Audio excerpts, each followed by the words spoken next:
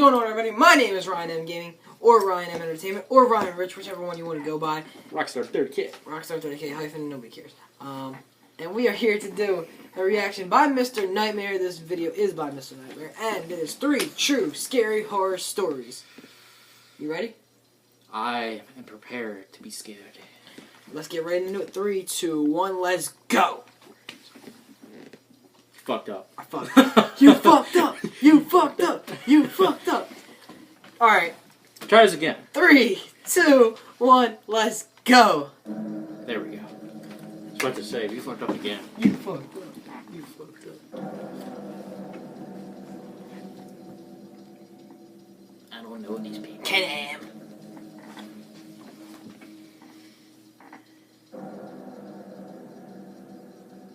When me and my troublemaking friends were 13 years old, one of the many rowdy and mischievous things we would do would be Saturday night ding-dong ditch sessions.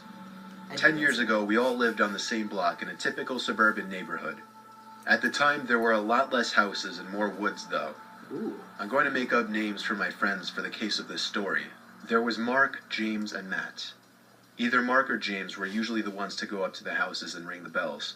Matt and I, on the other hand, would usually find hiding spots right away. We hit about 5 or 6 houses. I remember all the men who answered the doors gave pretty much the same reactions. They'd step out onto the stoop, 1 or 2 would yell something, and then they'd walk back inside. For a couple of houses, we'd ring the bell again for a better reaction. One guy yelled he was calling the cops the second time, so when he shut his door, we all booked it down the street and went to the next block over. Better. As I mentioned, 10 years ago in this neighborhood, there were patches of wood sitting where houses sit today. On the next block over, there were a few patches of wood surrounding some of the houses, and the houses on this block seemed to be more unkempt. The first house on the block was across the street from a patch of woods, which made for a perfect hiding spot. The house was kind of run down looking, tall grass, a ratty old car with a cover on it in the driveway, and overall just a small house. Mark went up to ring the bell. He barely had time to make it across the street before the door opened. It was another man to answer the door. This guy really big, about 6 foot and stocky build. Unlike the others, he was furious immediately. He walked around his whole front yard, checking the bushes, yelling threats. Ooh. We all laughed as we always did. Eventually, he finally went back inside. Mark waited a few minutes, checked the windows, and then ran back up the stoop to ring the bell again. Don't do that. I didn't envy him with this house. I would not be bold enough to ring that man's bell again. Mark knew he probably didn't have as much time, so he ran to the side of the house and out of sight. The door opened much quicker this time, and this time the man came out with a rifle in his hand. Ooh. We all looked at each other, simultaneously going, "Oh shit," under our breath.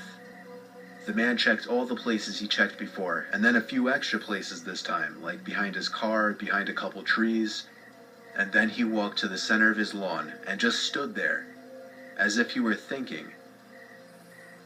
He looked around, and then his head stopped as he was facing us in the woods. Me, Matt, and James looked at each other. We ducked lower in hopes that he didn't see us.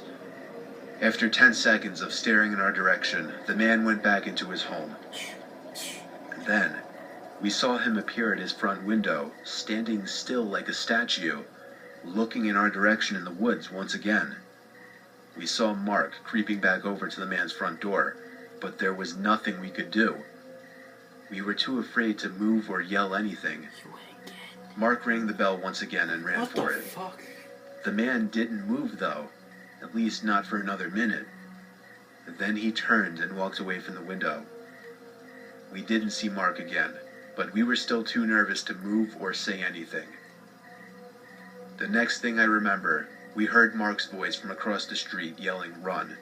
We didn't understand until we heard someone running up from behind us, realizing upon turning our heads that it was the man from across the street with his rifle in hand, pointed at us. We ran like little prey from a predator to Mark, who was waiting for us across the street. We ran for blocks until we were sure we lost him. Mark explained that he yelled when he saw the man sneaking across the street into the patch of woods with his gun. We didn't report him or any of what happened. We just told a few friends, and that was it. Luckily, the house was many blocks from us, so we never really had to pass it again. Wow. Fuck that. Fuck all of that. Fuck all that shit. Wasn't worth it now. Wasn't worth it. When it comes out with a gun, you better go. I lived in a house from hell for a couple of weeks. I was a college student, and my parents were paying for a house for me to live in. I'm spoiled, I know. Well, the house was modest, nothing fancy or huge, and I was happy with it. Well, for the first few days, anyway. Then things quickly started getting strange.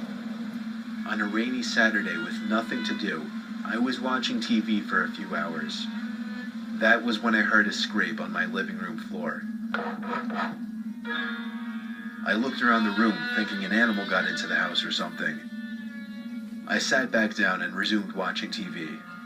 What were you watching? That was the first weird occurrence. Are you kidding? The rain continued throughout the rest of the day and into the night, which made for an excuse to not go out. I stayed in, watching more TV in the living room. I perked up when I thought I heard something from the kitchen. Laughably, I took a pillow with me as, I guess, some sort of weapon, and walked over to the kitchen doorway. There, in the middle of the dark kitchen, was a box of Cheerios on the floor, spilling out hundreds of the tiny O's. I had no idea how that could have happened. Ew. Nevertheless, I dropped the pillow and began cleaning up the Cheerios off the floor. As Why'd I you was waste doing Cheerios? so, I heard a creak, like the sound weak areas of a wood floor make when someone steps on them. It was by the kitchen table. I looked up, but nobody was there. I knew I was going crazy now. Every little sound must have been making me paranoid. I cleaned the Cheerios and went back to watching TV. The thunder outside was getting louder as the bulk of the storm seemed to be passing overhead. Yet I found it to be strangely relaxing. That was the last thing I remember, appreciating the sound of the storm outside, before waking up from what seemed to be an hour-long doze. The TV was still on, but that wasn't what woke me. I remember believing I woke up to a bang or a thud from downstairs. Regardless, I turned off the TV and marched upstairs to bed. The next day was normal, as was the day after that. It wasn't until the next gray, rainy day that strange things started happening again. I woke up in my bed that morning feeling like I had been drinking all night the night before. I felt sicker than I'd ever felt with any hangover before. I didn't do much walking around that day. The gloomy, dark weather only made me more bedridden. I left the TV in my bedroom on all day just as background noise, with a garbage pail by my side in case I had to puke. At midday, I muted the TV after hearing sounds coming from above me. Above you. The attic. The attic door was actually in my bedroom, and most of the attic was built over that bedroom. Oh man, hell It no. wasn't just one thud I heard, it was 3 or 4. Somebody I living in managed to there. get out of bed, despite the fact that every time I moved, I wanted to puke. This is that I shit. pulled the string to the attic door You just down, don't do took it. one of my old baseball bats with me, and climbed up the Why? steps. Grab the baseball I pulled bat, the light switch walk down out to the light up house. the attic. There were a few If they old follow you boxes out, that must then have belonged clank to the them. previous owners scattered about, but I couldn't see any living things to produce those noises. I climbed back down quickly because I was kind of scared of that attic. There were no more noises. Until that night. I woke up to, at first, what I thought was thunder, still feeling a bit sick. This man is dumb. The familiar sound of a thud from up in the attic gave me chills. So I pulled the string to the attic door back down, Yeah. took my Idiots. baseball bat once again, and climbed up the stairs. I made myself angry and screamed in the most intimidating voice I could. But before I could turn the light on, I heard the sound of a child giggling in the pitch-black attic. Oh man, hell no! It's always Words the kids. cannot describe the feeling of weightlessness, the feeling of Piss. my insides dropping Feeling of inside of piss my body, streaming down my the leg. fear that I felt. The word fear is not enough to describe what I felt at that moment. I was out of that house so fast I don't even remember running. I called my dad in the cold rain and asked him to pick me up. I explained everything the best I could. My parents saw how emotional I was about this, and in a weird sense, I think they believed me. I packed all of my things up with my parents the next day, and moved back home. To this day, I'm convinced what I experienced in that house was completely paranormal. Man. Fuck. That. Fuck all of that. Fuck that all the way up and all the way back down. I used to work as a maid for some old I lady would for a not couple of weeks when I was 20. Either. Notice She how had there a are all these really houses in the big middle of yet nowhere? old house on a It's property way that too could have been much. That's beautiful encouraging if she had actually cowardly taken dog care of type it. shit. She had 2 acres of land surrounded by woods in 3 directions and the road on the other. The house itself was ancient, mostly made of wood, and the interior was really, really dark. She would often keep the blinds shut in some rooms for reasons I didn't understand. I would sometimes open the blinds to let some sunlight in, only to find that she'd have shut them by the next time I entered the room. She lit some rooms by candle, which made the house seem even more prehistoric from the inside. To top it off, the wood floors were creaky as hell just about everywhere in the house. The woman's name was Mel. She was around 70 years old. The kind of work Mel would have me do would be mostly physical stuff that she couldn't do very well anymore, like sweeping, dusting, cleaning dishes, doing laundry, sorting mail, and other things of that sort. One weekend, Mel asked me to sleep there for a night or two. The house had like 4 bedrooms, yet she lived alone, so it wasn't an issue. Well, this takes place over the course of a Friday, and technically a Saturday as well. I arrived as per usual on Friday, speaking very few words to Mel. I dropped my backpack full of my clothes and cosmetics onto the bed in the bedroom that I was going to be sleeping in.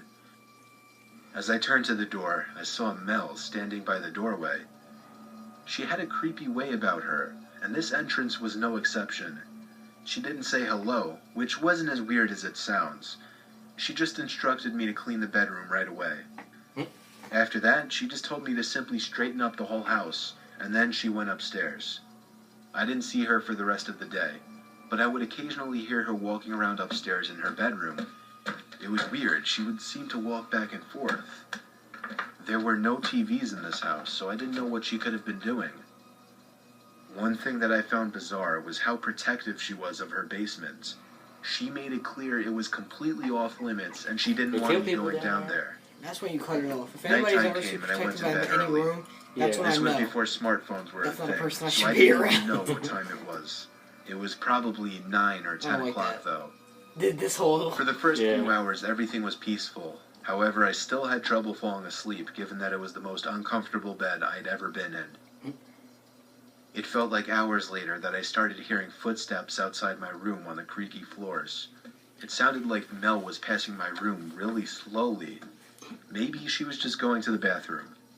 She better be. A few minutes later, I heard her footsteps again.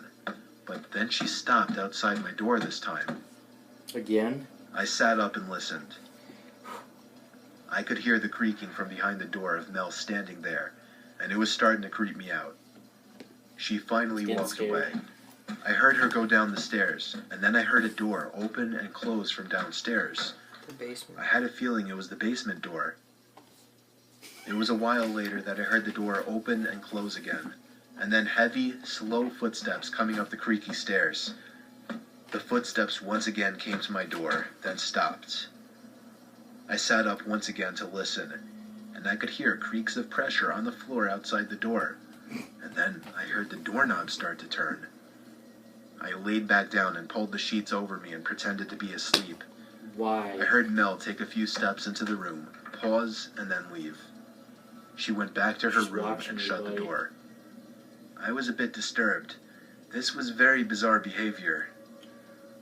I waited about half an hour before deciding I had to see what was in that basement. I got out of the rickety bed, tiptoed to the door, and then tiptoed down the stairs the best I could. I opened the heavy basement Yeah. door, Like, it would flipped on the eaten me lights, alive. and crept down the stairs. I made it to the bottom step, and held in the urge to scream. There were 2 old wooden chairs, dead center in the basement, and there were 2 of what I could only describe as decaying corpses with wigs on them sitting in them. What the The sight of a fuck? bug crawling on one of them made me want to puke even more. I brought myself to walk deeper into the basement, closer to the corpses. I had to make sure they were real. Both of the corpses had men's wigs on them. The bigger of the two also had a beret on. I don't know much about corpses or their rate of decaying, but I'd say these corpses were both almost a year old. I felt like my heart stopped momentarily when I heard footsteps coming from upstairs on the first floor. Uh-oh. I couldn't make it to the light switch. I had no time. I hid behind one of the couches in the basement as I heard slow, heavy footsteps coming down one creaky stair at a time. I had my hands covering my mouth as I heard Mel reach the last stair. I heard her whisper my name. For half a second, I looked around the couch and saw Mel halfway across the basement already with a big kitchen knife in her hand. I knew she would be too slow to catch me, so I ran for it to the stairs. She screamed my name and followed as fast as she could. When I made it to the first floor of the house, I ran upstairs to the bedroom I was sleeping in to grab my backpack. By the time I ran back downstairs, Mel was at the top basement step. I ran out the front door and to my car. I turned it on, caught my breath, looked to the front door of the big old house, and saw Mel standing there. I drove off the huge property and down the road, making it back home within 10 minutes. Fortunately, I never gave Mel any of my information, such as Thank my God for address or my that. phone number, so she was never able to contact me again. If I had to guess, I'd say one of those corpses belonged to her dead husband that she'd mentioned twice to me. As for the other, smaller corpse, I have no idea. But regardless, it was a disturbing scene to witness, and something was way she off dead about bodies that. in her basement. Yeah. What she couldn't dispose of because she was too old. And it's like you can ask them, like, hey, can you move these dead bodies out of this house for me? Do you Like, mind? Do you mind, like, do you mind just moving those dead bodies for me? You know, just, they've been such a bother. You know, the smell has just been pitiful. Like, I can't sleep at night with them in the just face. call the goddamn cops. The bitch is going to jail. Going to jail now. It's not like she knows where he is, so. Exactly. Like, she couldn't get rid of the bodies either. What a She was just stuck with them. fucking scary movie. I said scary. Scary movie. Scary story. Alright, so that is going to do it for us. Thanks everybody so much for watching. If you enjoyed, you should absolutely wreck that like and subscribe button. Go over and check out Sean's channel. Go down in the description and check out my gaming channel. Check out my shit too. And Twitter. All down below. See y'all next time. Have a great day, everybody. Peace out.